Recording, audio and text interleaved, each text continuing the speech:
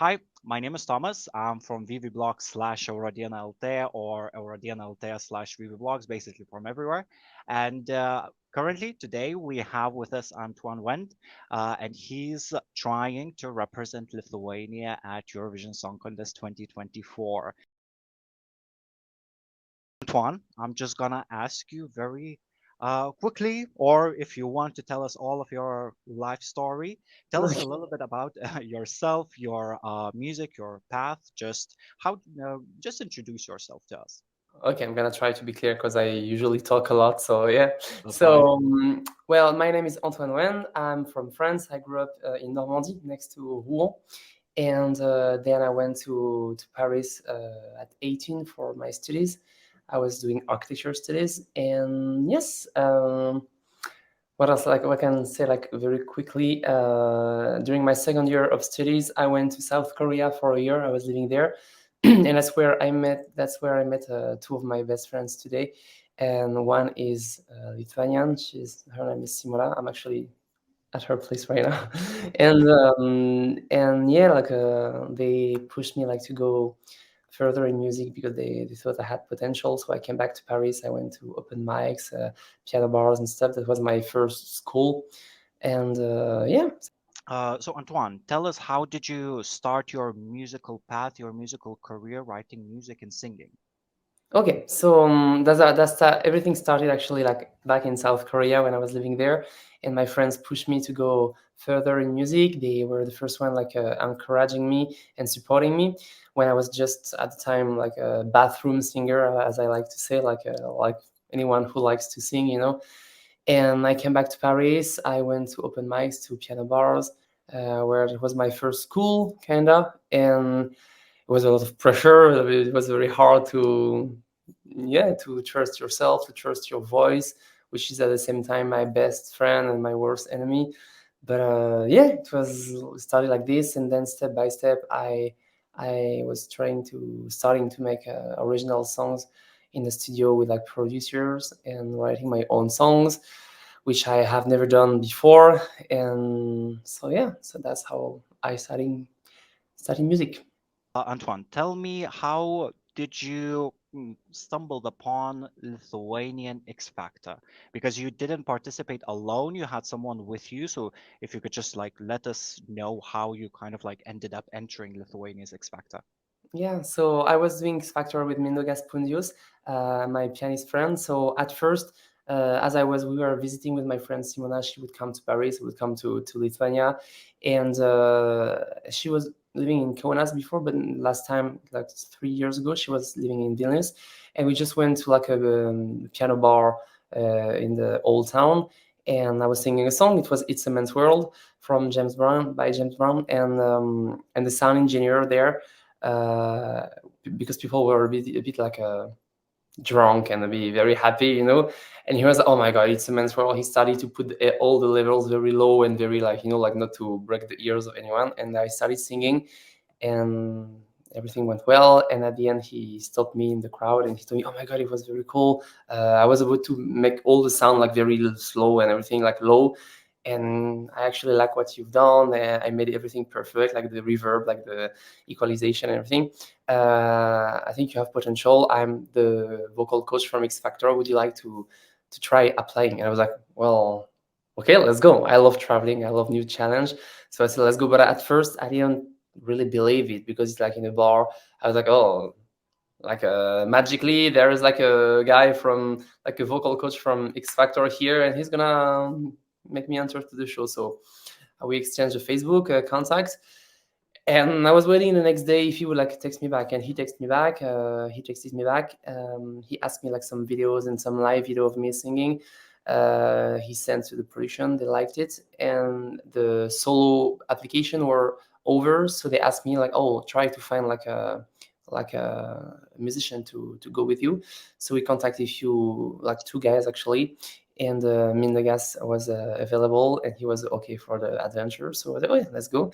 So we went together there, and yeah, and you know the rest of the story. And you ended up winning, like just because Yeah. when I read it, I was like, so you met 5 days ago, and then you won it. It's like, what sort of? someone's doing really good, kind of like connecting people. Yeah, that was very cool. That was very unexpected, even for me. Like it was like a, like a. And then during the X Factor, you kind of like covered Switzerland song in 2021, Gion's Tears. Yeah.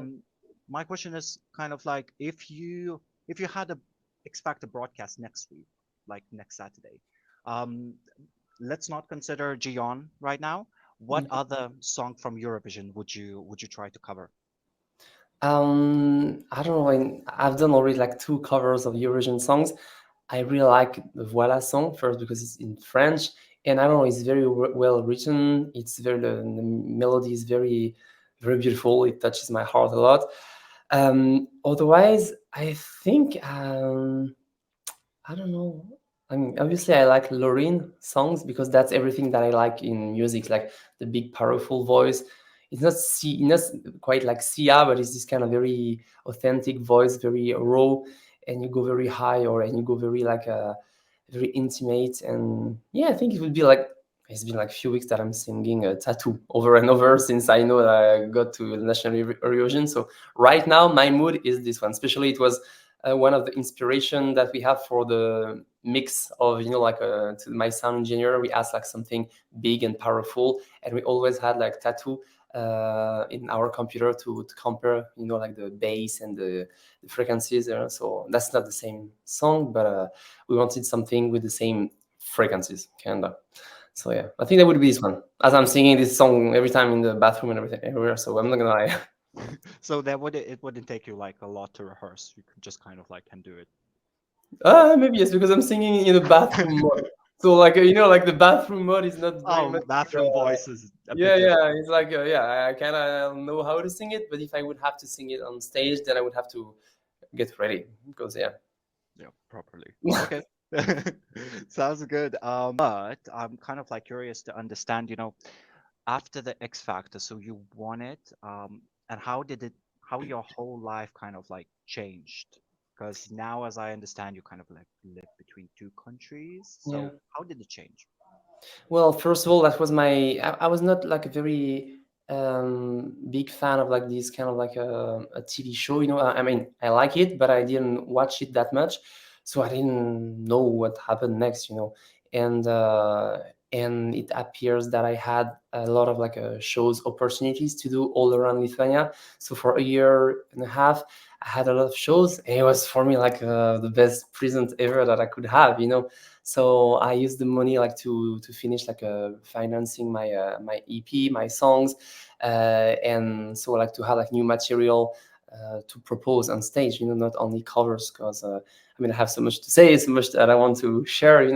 So yeah, it changed my life in a way. That I had the opportunity to tour all around Lithuania, like all around this country that made me like a singer, like a professional singer, not only like a singer, bathroom singer. So I think this changed my life. It gave me a lot of strength, like like to be ready to perform like for an hour and a half, for many days in a row. And yeah, I mean when I see that from a bit like when I step back, I see that it was so stressful to sing one fucking song in X Factor, and sometimes I had a little vocal crack, whatever. And now I'm singing like a full show of an hour and a half, or I don't know, like 20 songs or something, and everything goes well.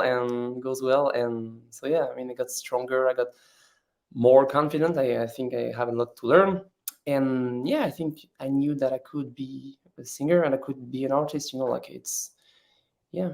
And I think one thing that I will always remember, I don't know if she's gonna hear me, like during my first concert, my friend was there, and at the end she told me, oh, because like she saw me many times, like having fun pretending to be Celine Dion or whatever, like with friends. And at the end she told me, oh, like you are where you belong. And I hope she doesn't hear me now, but like and I will always remember this because it was very like from someone that knows you for years, and she saw your evolution and everything. When she told me that, I was like, oh my god, that's very touching from her, and also like for me as like as something that I want to create, to grow. So I was like, okay, deal. You're a pro now. You're good. Yeah, I mean, I still have a lot to learn, but I mean, at least Yeah. I have like like the first up checkpoint. Yep. So So first is ticked, and then people are noticing your changes, and it's like, that they're yeah, happy that you're growing, and then you're happy that you're kind of like you're on this very interesting journey, which is really, really cool and really nice. Um, have you ever thought about appearing in any talent singing shows in France now that you've had your experience? yeah. Like a few years ago, I did like the Voice, and I mean, like music sometimes it's a bit like shitty, like not the TV show, but you met the wrong people, and I had a manager that made everything fucked up back these days, so it was like a kind of a big failure, and yeah, and I mean, for a year I stopped doing like music, kind of, I mean, more or less. And after that, I started like making my own music, and like I kind of believe in energies, or like I don't know if I believe in destiny or whatever, but I stopped, and I think that was for the best because my surrounding was like very not very good, and I tried to be healthy and everything, and like people are trying to push you back or push you whatever, like and so yeah, I think I had a good break, and after that everything went only healthy, and of course I had ups and down, but uh but it was very cool, and I grow, and that's what I think I need to learn. I think everybody should learn that everything is about like evolution and growing, and not having like a one shot success or whatever, so yeah. So yeah, Very I've done nice. the Voice in France. A Yeah. big failure. Fine. Now, you've opened a concert back in May for Barbara Pravi. So we Yeah, all know that she took a second place in 2021 Eurovision, and she's actually won two junior Eurovisions for songs that she had written, yeah. won two junior Eurovisions. How did you end up getting that gig, and what was the experience? Well, actually, everything started because with one of the finalists from X Factor, like Clara, we wanted to make a cover together, something in French, and we decided we had like few ideas, and we stopped on Barbara Pravi, like Voila, because we really like that song, and it was not at all linked with Eurovision or any like ideas of this. We just wanted like this, and so yeah, we released it. We made like a cute music video, and after that X Factor production like said, oh, she's coming in Vilnius for a show, so they tried to propose me as like to open the show, and they agreed, and I was so happy, and I was there, I was singing my 25 minutes show, and after that like so we met with Barbara, she went on stage for her show, I was watching, it was amazing, and then we met again like in the backstage for a dinner. She was so cute, she was so cute, so she's very small, and it was very good, she's very small, I'm pretty tall as well, so that's yeah, but and she was very cute, like she gave me advices, she's very natural and very friendly, and yeah, I was very happy. Her team is like lovely as well, and yeah, and we ate good, so So good food with Barbara Pravi. No, that's like a dream come true. it was very Wow. very cool, yeah. How did the idea come up to participate in Eurovizija.LT 2024?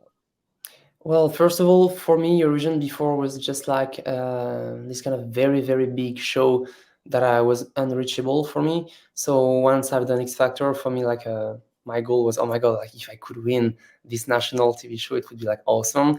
Then after winning, I consume like this kind of a victory while by making the tour and everything.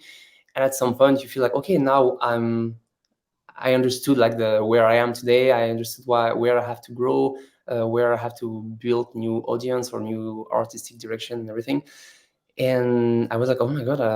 Now I'm seeing Eurovision not as like an audience, but as something that I would kind of like to do. It would be very cool, like to grow my career for a new experience. Because like X Factor is like, oh, let's prove to the audience that you can be a singer. Okay, great.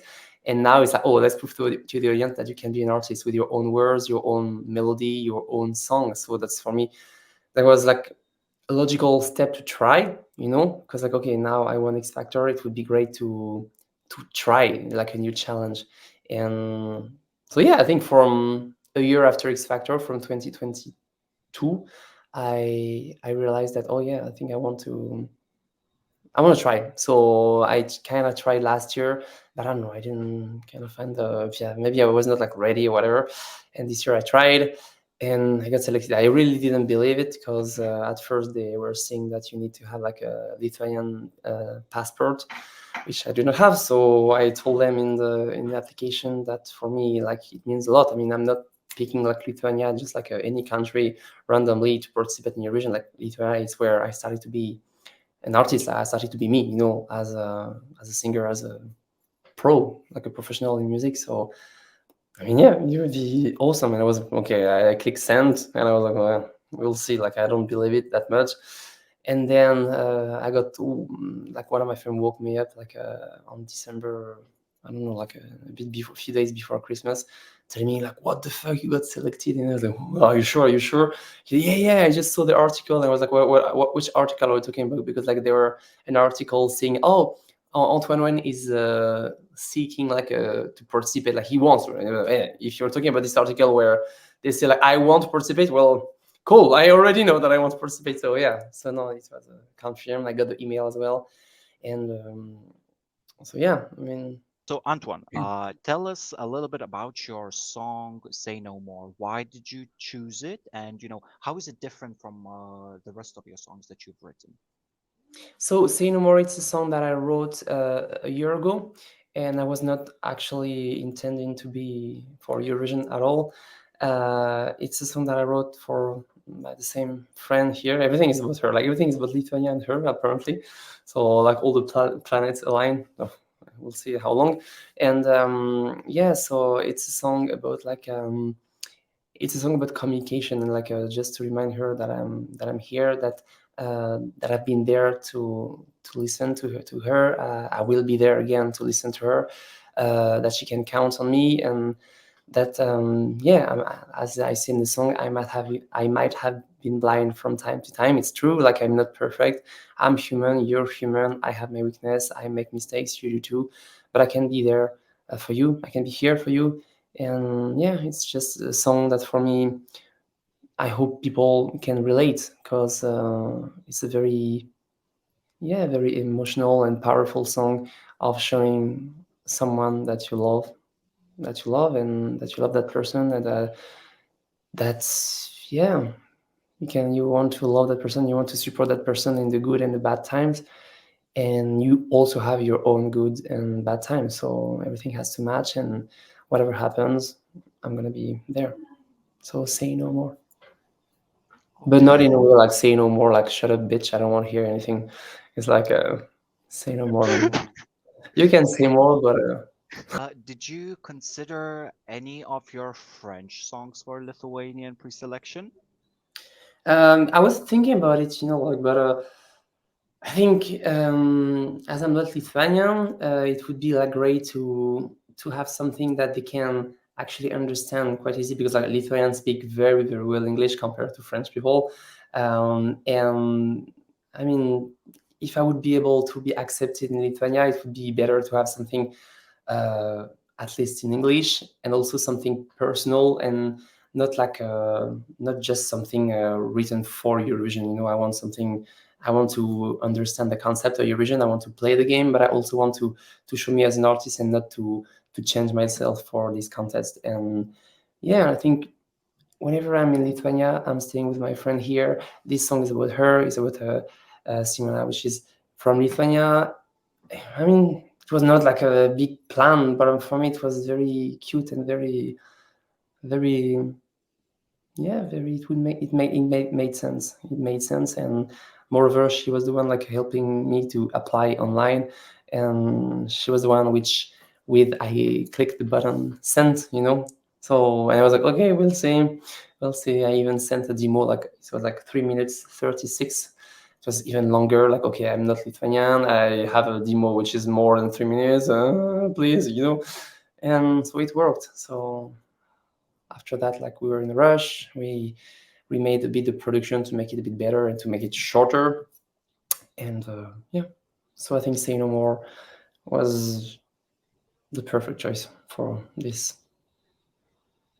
Sounds good. Sounds good. Okay, I'm excited to hear because I know some people went to the filming and they've seen, they heard it, but I haven't heard anything yet.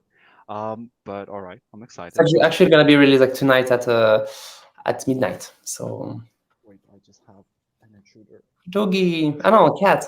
Yeah. Woo! Okay. Let's see. You're deported. But she's gonna be back, I bet.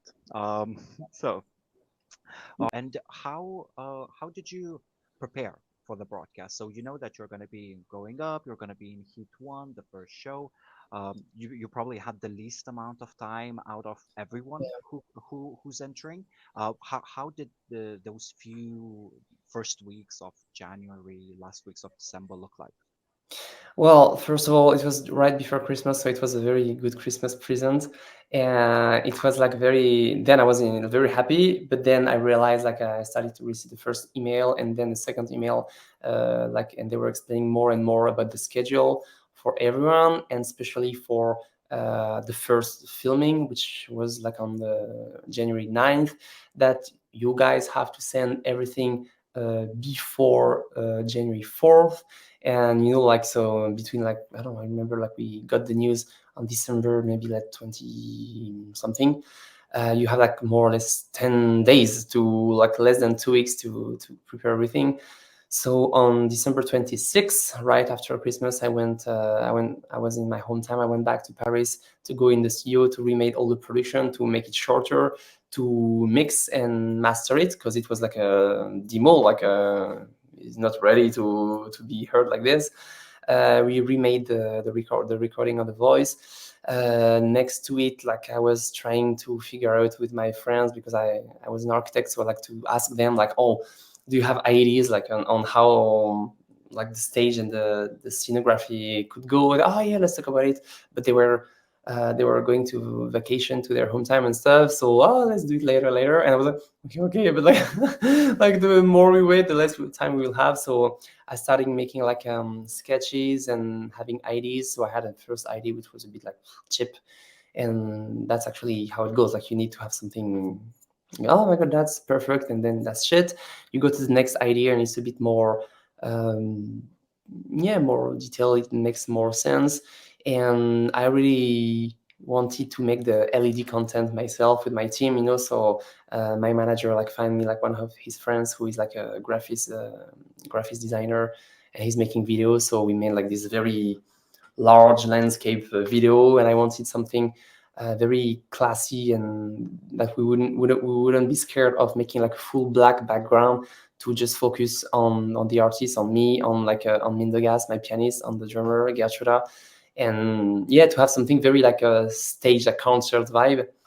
And I wanted something with some lights, like when light goes to like a prism, something like it breaks to all the primary colors. And I wanted something like this. And that was actually the thing that I was playing a lot on Photoshop while I was an architect. That was my final touch when I was making like 3D renderings and stuff. I would always make this kind of like, oh my god, you're blinding by the lights, like this kind of thing. So I really wanted to pay tribute to my signature that nobody will know except me. But I was, so we made the LED screen. Then after that, I arrived in Lithuania. I made like a shitty video of myself, like, because you have to send like the video of your choreography, kind of, or your movements. I'm not dancing, but so I was alone because my musicians were not there. So I made actually in this living room, I made a video, and I added like a PNG file of like a random pianist and a random drummer, and I put them like in perspective like this. So like the production in LRT will actually see where they are located. It was very cheap, but I mean that's like a work in progress files. And so I did that. We received the final LED content. Then I was like hiding myself in the bathroom for until like 4 or 5 a.m. Receiving like the new mix and the new master from my sound engineer in Paris. And I was listening on my computer, on my earphones. I mean, I don't know if you're familiar with this kind of part of the work, but you need to change. Oh my god, I don't hear enough like the guitar or the piano, and the drums aren't strong enough. So And at the end, my ears were like kind of broken. I couldn't hear anything anymore. So we made it, and yeah, that was such a rush, like to get everything ready before the fourth. And from the fourth to the ninth, you need to, now that everything is sent, like the LRT production has all the files, they're gonna make everything work out, and you just need to focus on your vocal cords, on your health, on your performance and stuff. So it was more chill. But the more you get closer to the date, the more you're getting stressed. I mean, obviously. So Okay. that was very tense. That was very tense, but a very interesting challenge. So my next question. Yeah. So, so tell me. So you already filmed the show, and we're gonna be seeing it on Saturday, and you filmed it on Tuesday. How do you think? How did it go? Are you happy with your performance? Tell me. Well, I was very happy, and like my manager, my friend was there as well, like to check the TV and how it looks on camera. Everything went well on the rehearsal during the day. That was the first time that I would see like the LED content behind me in real, not on my computer. Like my team, like my pianist and my drummer were like very very excited as well. Yeah, so it went, apparently, because I didn't see the TV, it went a bit better than during the rehearsal, which was like good enough. And I was very very happy. Everything went super fast because like that's not like X Factor when you have time to build like relationship with the contestant. Here is like only one day, and you sing your song and then you leave. You don't have to come back at the end for the results, as the results gonna be live on Saturday, and I think it's gonna be like a tab or something like this. So you sing your song, everything went well. You got the interview at the end, and then you're free to stay and to enjoy and to relax. And yeah, I'm very happy on how it went. Sorry, and yeah, I had a really very good time. I really wanted, to remember this time from my point of view, because sometimes when you have, especially in X Factor, you remember like holding the hand of your friend or Gertruda. I remember one day with Gertruda we wanted to kiss on stage at the announcement of the results, which we did, like, and we kind of like miss target the lips, but we did that. It's on camera. We were very happy. And after that, you watch the show again, and then your memories like switch to the third person view. You don't see the memories as you were looking at her, and that's what I really wanted to have, like to really remember what I share with my team on stage from my point of view, like looking at my drummer, looking at my pianist like this, and being close to them, because once I'm gonna be able to watch the show on Saturday, I will tend to see it like from the camera point of view. So yeah, it was very cool. I was very happy. Everything went well. I hope let's hope it's gonna be like this for real on Saturday. I don't know, but yeah. No, let's see you in the final. Uh, let's see Yeah. you in the final. And so you've now performed. You've now kind of like are just waiting for the broadcast. You're waiting to see how people are going to be supporting you at home. Tell me, from the songs that you kind of from the singers, from the songs that you've heard, was there anyone that you kind of liked? Yeah, like there is like a Silvestras. He made like a very cool song. Everything was about like red colors, and it was very pop. I mean, I love pop music, and it was very very catchy. And I think that's the one that I like the most for like these 8 contestants. So yeah. Sounds good. Sounds good.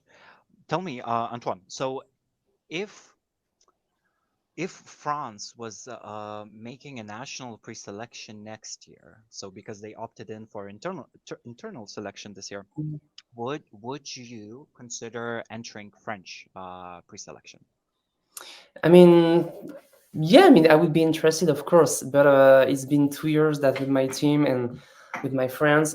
For me, it would make more sense to participate for Lithuania because, as I said, like that's my like country of adoption as an artist, and so far, like France, like it's still growing step by step, But I mean, the people who know me, who know me, are here, and the people who have been supporting me so far here. I mean, of course, there are my friends and my family in France, but I mean, it makes more sense for me to apply first here.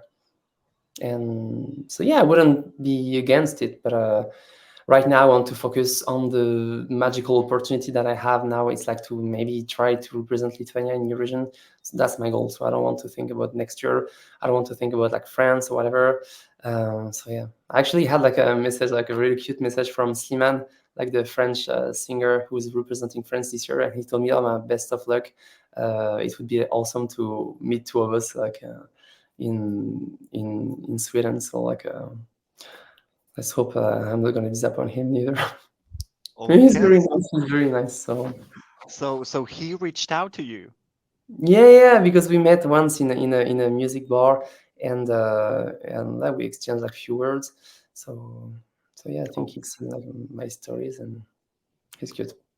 no, sounds great. He's Sounds great. nice. Have you then heard this year's France song? Yeah, of course. Je t'aime, je sais pas pourquoi. Donc yeah. Oh, okay, okay. And what do you think? Maybe what So cute. would be your earliest Eurovision memory? Do you have any sort of like memory that you remember from childhood or Yeah, I youth? mean, we haven't watched Eurovision every year with my mom because I grew up with my mom when I was younger. But there is one song that I remember very much, and I think, yeah, I think it was Ukraine.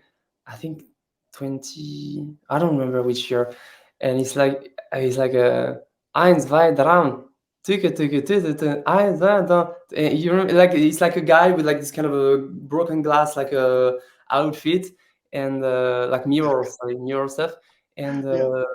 yeah, I don't remember the melody, but every time I'm listening to this, I'm like very excited, and it's very very cool.